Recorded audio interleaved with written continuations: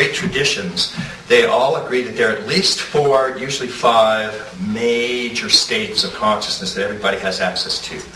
Waking, dreaming, deep sleep are the simplest. I'm writing these just across the top as gross, subtle, causal, and non-dual.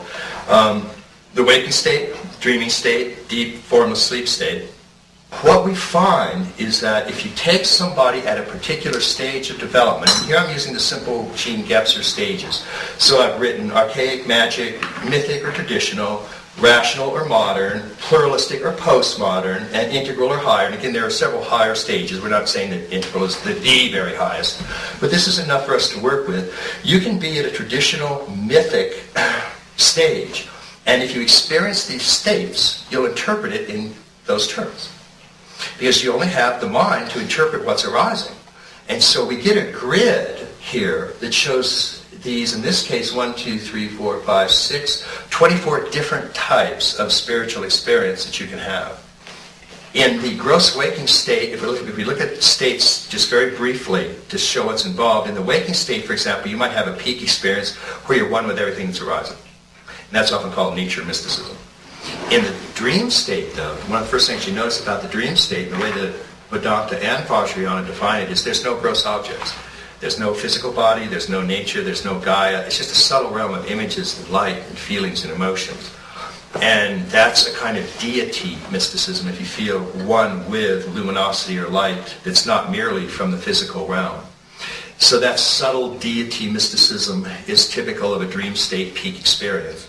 And deep formless state, a peak experience there, is classic formless mysticism, or cessation, or the vast earth sprung, the emptiness out of which everything springs. And meditative states that are just formless, like nirvi, kalpa, samadhi, or nirod, or nirvana, all of those NIR prefixes mean without, or not. So it means, again, just that vast formlessness with no objects arising at all. And the non-dual ever-present is that which is aware of all of these. And it's one with everything that's arising. So it's sometimes confused with nature mysticism, which it shouldn't be, because that's just oneness with gross objects. But non-dual can be one with subtle objects and causal. And so it's ever-present, 24/7, timeless, noticing of everything that's arising. If you have a peak experience, as I was saying, let's say you're at the mythic stage or wave of development, and you have an experience of a subtle being of light. And you come from a culture that's Christian, you very likely interpret that as Jesus, perhaps.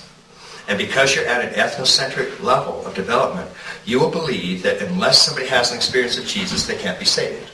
It's a very, very common thing that happens. And so a lot of the world's religions, because they started at the ethnocentric level, again, it's not bad. I mean, we all go through it, and some Republicans never get out of it. I do not want to pick on Republicans. There's very evolved Republicans, I'm sure. We try to integrate Democrat and Republican. Let me make my official statement for the record.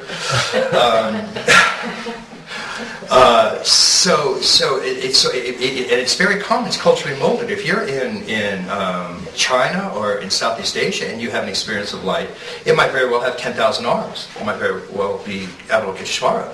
You're never going to find a Southern Baptist seeing 10,000 arms. I mean, it's just very, very rare.